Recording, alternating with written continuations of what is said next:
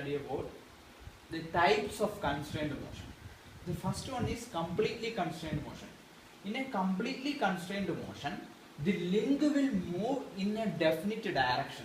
That means we are considering a cuboid block, and now we are making a square type or a rectangular hole, and now we are inserting a shaft in it.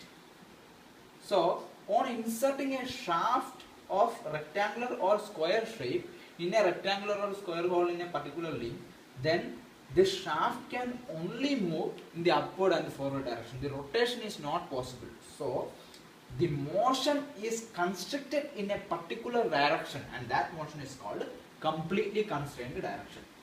Now the second type is incompletely constrained direction. From the word itself, it's obvious that the link can have the movement in different direction. Again, consider a rectangular block, and now we are having a circular hole and we are inserting a circular shaft.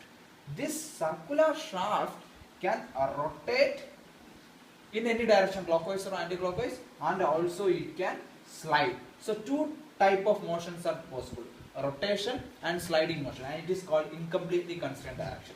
Now successfully constrained direction. In the successfully constrained direction, actually it is a incompletely constrained direction. That means suppose we are having it's a footstep bearing, and suppose we are having a shaft like this, then so this is footstep bearing, we are having a shaft like this.